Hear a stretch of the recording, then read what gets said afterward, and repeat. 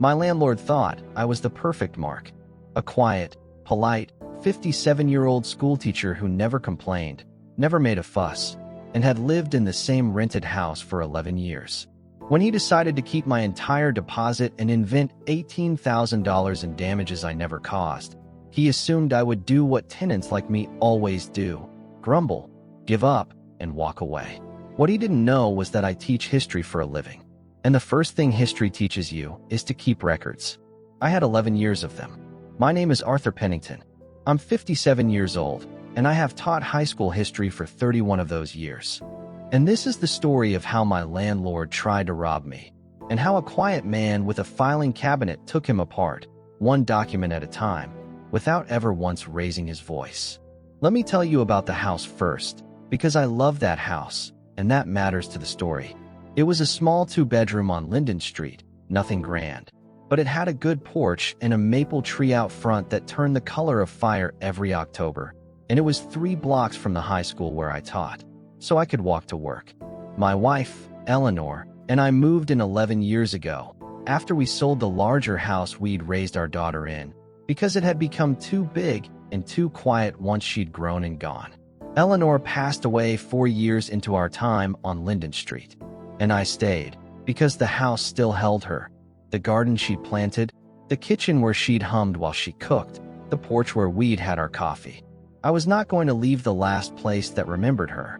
So I stayed 7 more years, a careful, solitary man, paying my rent on the first of every month, 11 years without a single late payment.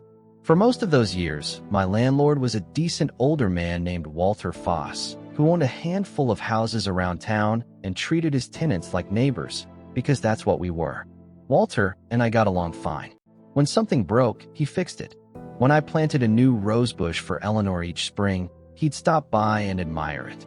It was, for 11 years, the easiest arrangement in the world. And then, about a year and a half ago, Walter's health failed, and he sold his properties, all of them, in a single portfolio, to a man named Damon Cross. I knew, the first time I met Damon Cross, exactly what kind of man he was. You teach teenagers for 31 years. You develop a very reliable instinct for the ones who have decided that other people are obstacles or opportunities and nothing in between.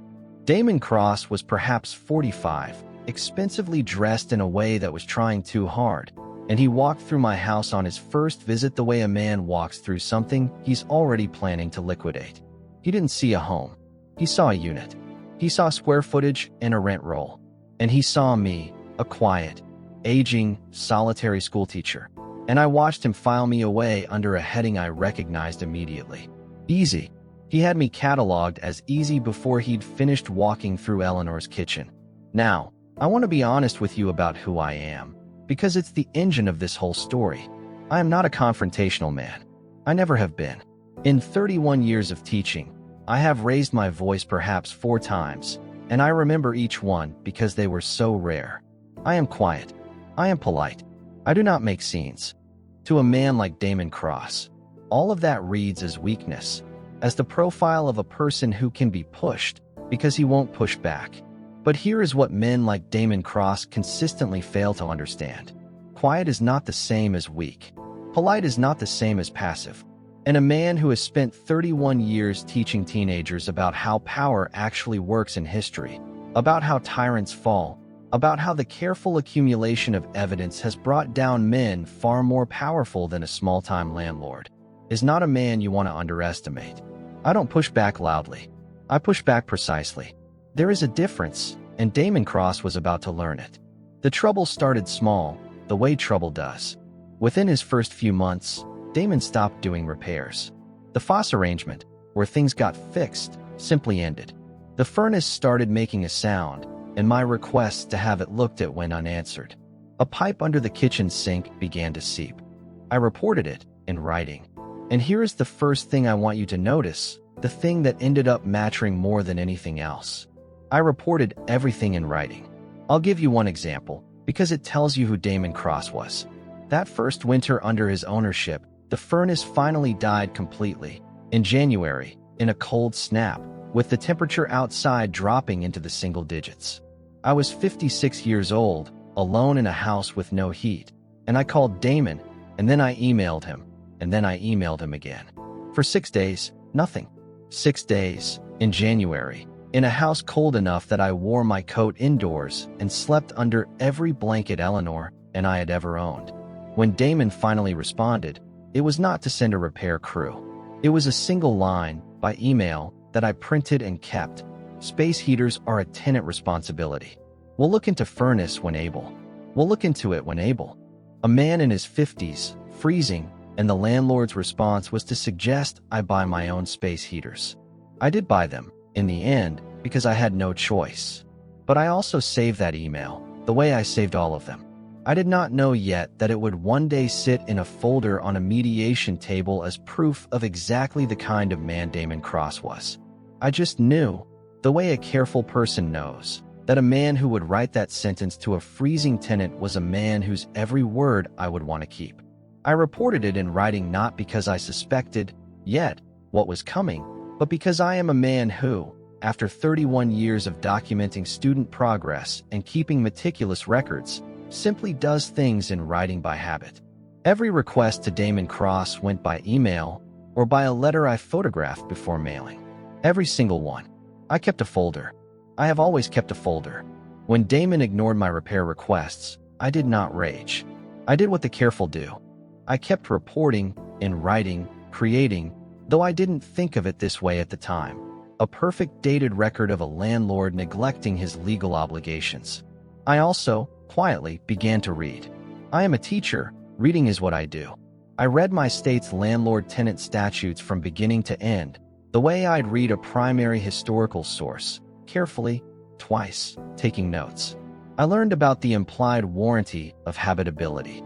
I learned about the specific, strict legal rules governing security deposits, how they must be handled, what a landlord may and may not deduct, the exact deadlines and the penalties in my state for a landlord who withholds a deposit in bad faith. I learned that these penalties could be substantial. I filed all of this away in my mind and in my folder, not because I was planning anything, but because knowledge, like a record, is something a careful man keeps on hand in case he ever needs it. I would need all of it. The real move came about 14 months into Damon's ownership. He sent me a letter, a real one, on a lawyer's letterhead, designed to frighten, informing me that he was terminating the tenancy and that I had 60 days to vacate. There was no reason given that held any legal water. I had been a perfect tenant for 11 years. But Damon, I would come to understand, had bigger plans for Linden Street. He'd bought Walter's whole portfolio cheap, and his business model was not to be a landlord. It was to empty these houses of their long-term, rent-controlled, below-market tenants, and either flip the properties or re-rent them at double the rate. I wasn't a tenant to Damon. I was an obstacle between him and a much larger number. And the cheapest, fastest way to remove an obstacle like me was to make me believe I had no choice but to leave, and then to keep my deposit on the way out as a final insult, betting I'd be too tired and too beaten to fight for it. My deposit, by the way, was $18,500. It had been large because the house came partly furnished with some of Walter's antiques, and the deposit covered them. $18,500 is a great deal of money to a retired soon schoolteacher. Damon knew that. He was counting on it. He thought the size of the deposit made me more likely to crumble, not less, because he thought the fear of losing all of it would make me desperate and easy to push. He had it exactly backwards. The size of the deposit is precisely why I was never, ever going to let it go. I moved out. I want to be clear about that.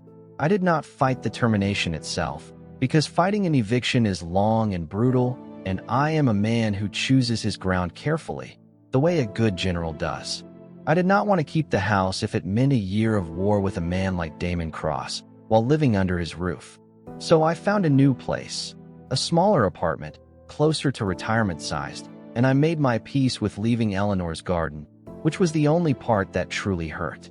But before I left, I did something that Damon Cross, in his certainty that I was easy, never imagined a quiet schoolteacher would do. I documented the house. Completely. On my last day, before I handed over the keys, I walked through every single room with a camera, photographing every wall, every floor, every fixture, every surface, with that day's newspaper visible in each shot to establish the date. It took me most of an afternoon. I was thorough in the way I have always been thorough. I photographed the insides of cabinets, the corners behind doors, the grout in the bathroom, the condition of the antique sideboard. And I will admit that the afternoon was not only about evidence. It was the last afternoon I would ever spend in the house where Eleanor and I had lived, and photographing it room by room was, in a strange way, a goodbye. I lingered in the kitchen where she'd hummed. I stood for a while on the porch where we'd had our coffee. The camera gave me a reason to say goodbye slowly, to every room, and I was grateful for it. Damon Cross would have seen a foolish old man taking pictures of an empty house. What I was actually doing was two things at once: saying farewell to my wife's memory and quietly assembling the instrument of his defeat. I had done the same thing, I should mention, on the day I moved in 11 years earlier. Eleanor had teased me for it at the time, called me her careful man, and stood in each doorway making faces while I photographed, trying to make me laugh, which she usually managed. I still had those photographs, dated and filed. So now I had a complete, time-stamped visual record of the condition of the house on the day I arrived and the day I left. The house was, I want to be clear, in excellent condition. I am a tidy man. 11 years, and I had treated that house like the home it was. I also kept the keys return receipt, signed and dated, and I sent Damon, in writing, my forwarding address for the return of my deposit, because the law in my state requires a landlord to return the deposit, or an itemized list of deductions, within a specific number of days of receiving the forwarding address. I noted that date in my folder, and then I waited. I did not have to wait long for Damon Cross to make the mistake I'd been quietly preparing for. The deadline came and went. No deposit. And then, for days past the legal deadline, the letter arrived. It was a masterpiece of greed. Damon informed me that not only would I not be receiving my $18,500 deposit, but that the extensive damage I had left behind exceeded the deposit, and that I in fact owed him an additional $3,200. Attached was an itemized list of fictional catastrophes, holes in walls that did not exist, a destroyed kitchen floor that I had photographed, pristine, for days earlier, damage to antiques that, I happen to know, Walter had actually removed before the sale. Damon had invented, out of thin air, nearly $22,000 of damage to a house I had left in better condition than I'd found it. He had done it, I understood, because it was his standard playbook. This was how he cleared out long-term tenants and pocketed their deposits, by inventing damages so intimidating that exhausted, frightened people simply gave up rather than fight a wealthy landlord with a lawyer's letterhead. It had probably worked dozens of times. He was running a script. He had run it on the right house and the wrong tenant. I sat at my new kitchen table in my smaller apartment, with Damon's letter in front of me and my folder beside it, and I felt something I had not felt in a long time. Not anger, exactly. Something cleaner and more focused than anger. The feeling a historian gets when all the documents finally line up and the truth becomes undeniable. I opened my folder, and I began to build the case. I spent 3 full evenings at that table. I am a teacher. I know how to build an argument so airtight that even a hostile reader cannot find the seam. I arranged everything chronologically, the way you would arrange the evidence in a research paper, so that the story told itself in dates. I cross-referenced Damon's invented damage claims against my photographs, item by item, and beside each fictional charge I placed the photograph that disproved it. The hole in the living room wall. Here is the living room wall, 4 days before his letter, intact. The destroyed kitchen floor. Here is the kitchen floor, gleaming, the newspaper date in the corner. I built a column of his lies and, beside it, a column of my evidence. And the second column answered the first one completely, line for line. By the end of those 3 evenings, I had something that was no longer a folder. It was a case file. It was the kind of document I'd spent 31 years teaching students how to construct, and I had finally, at 57, found the most satisfying possible use for the skill. Let me tell you what 11 years of being a careful man had given me, laid out on that table. I had the move-in photographs, dated 11 years earlier, showing the original condition of every room. I had the move-out photographs, dated 4 days before Damon's letter, showing every room pristine, with that day's newspaper in frame. I had 11 years of rent receipts, every payment on time, establishing me as the model tenant Damon's letter pretended I wasn't. I had my entire written record of repair requests, the furnace, the leaking pipe, the freezing January, every one ignored by Damon, establishing his pattern of neglect and, more importantly, his bad faith. I had the signed, dated keys return receipt. I had my forwarding address letter and proof of the date he received it, establishing that his deposit accounting was not only fraudulent, but late, past the strict legal deadline. And I had my careful notes on my state's landlord-tenant law, including the part Damon was apparently betting I'd never read, that a landlord who withholds a deposit in bad faith is liable, in my state, not merely for returning the deposit, but for damages of up to 3 times the amount wrongfully withheld, plus the tenant's legal costs. 3 times.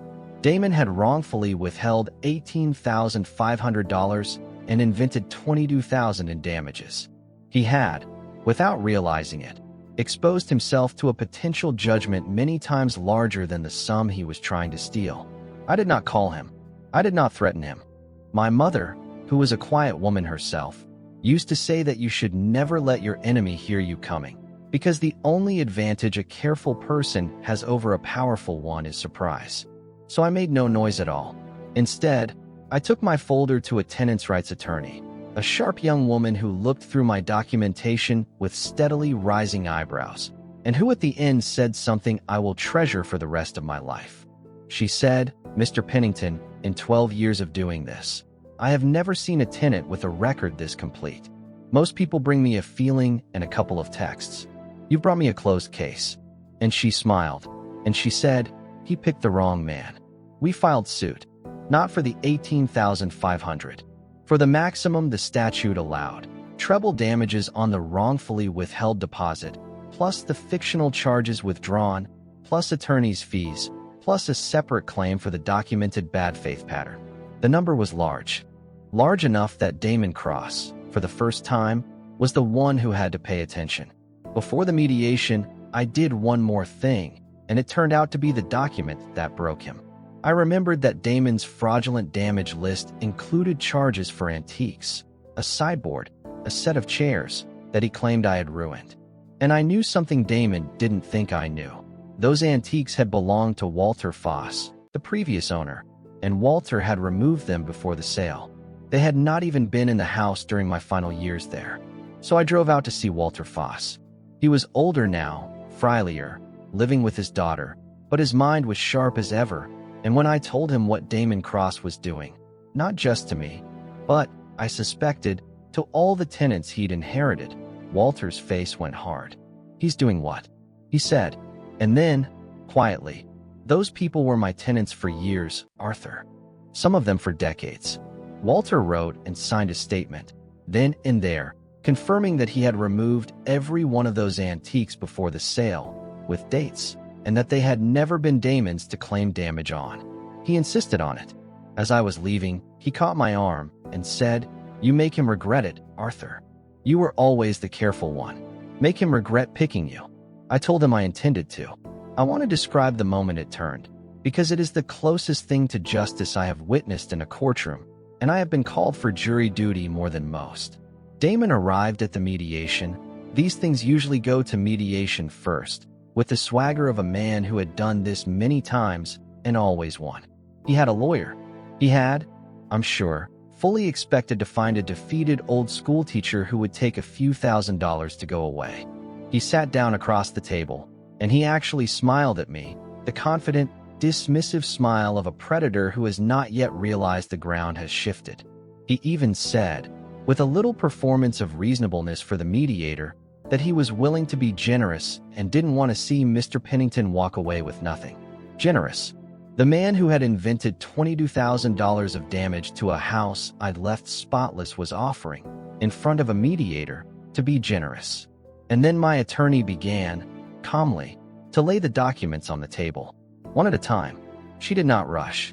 She had learned, I think, from watching me organize the folder, that the power was in the accumulation, in letting each document land before the next one followed. The move-in photographs, 11 years old, every room in good order. The move-out photographs, the pristine kitchen floor he had claimed in writing was destroyed, with the newspaper date right there in the corner of every frame. The 11 years of perfect rent receipts, not one late payment, contradicting his portrait of a problem tenant. The ignored repair requests, including his own email about the furnace, the one telling a freezing man in January that space heaters were his responsibility, which the mediator read twice.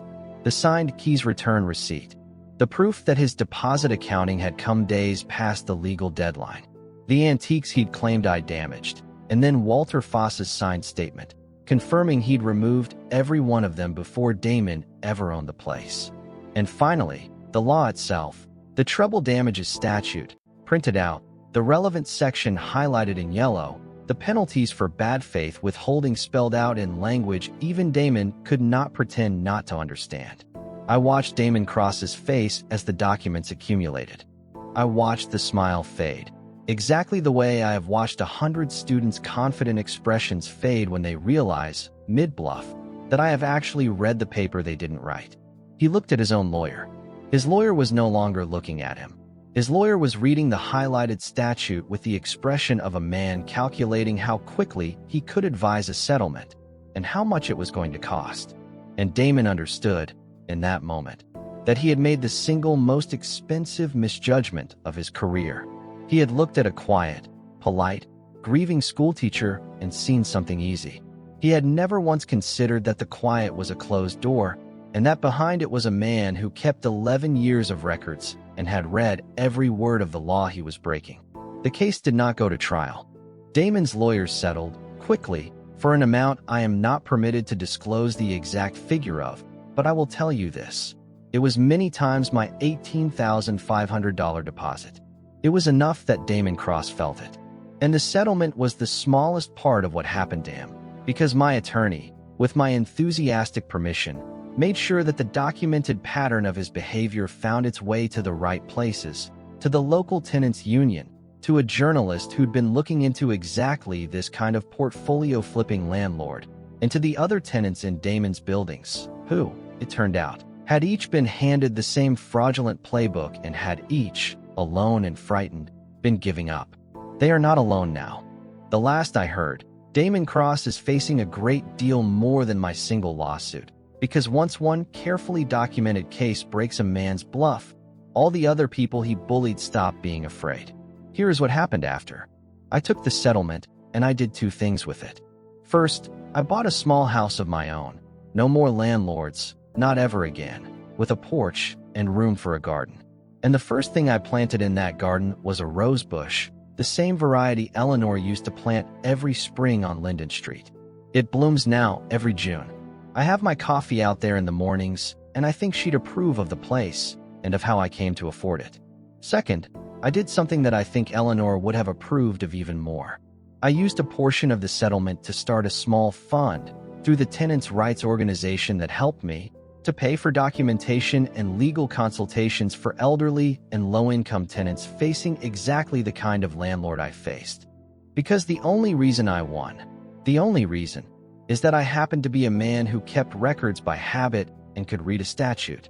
Most people facing a Damon Cross have neither the documents nor the knowledge, and so they lose, quietly, alone, the way he counted on me losing. I decided to spend a little of his money, making sure fewer of them have to. I want to leave you with the thing I have told my history students every single year for 31 years, the thing that turned out to be the truest thing I know. Power looks, from the outside, like the loud thing. The wealthy man with the lawyer's letterhead. The confident smile across the mediation table. The portfolio, the swagger, the certainty. But that is not where power actually lives. Real power, the kind that lasts, lives in the patient, unglamorous, deeply unfashionable work of keeping the record. Tyrants throughout history have always underestimated the clerk, the archivist, the quiet person in the corner writing it all down. And tyrants throughout history have been brought down, again and again, not by someone louder than them, but by someone who simply kept better records than they did. Damon Cross thought my quiet was weakness. My quiet was a filing cabinet. And the filing cabinet won. My name is Arthur Pennington. I taught history for 31 years, and the first lesson of history is this: keep the record, because the record outlasts the powerful. My landlord thought I was easy. He had never met a man who writes everything down. If this story meant something to you, stay a while. There are more like it here. Stories about the people the powerful are too arrogant to take seriously, and a calm, patient, perfectly documented way the truth finally comes due. No shouting, no drama, just a careful person, a complete record, and the quiet moment a bully realizes he picked the wrong one. Subscribe, and I'll see you in the next one.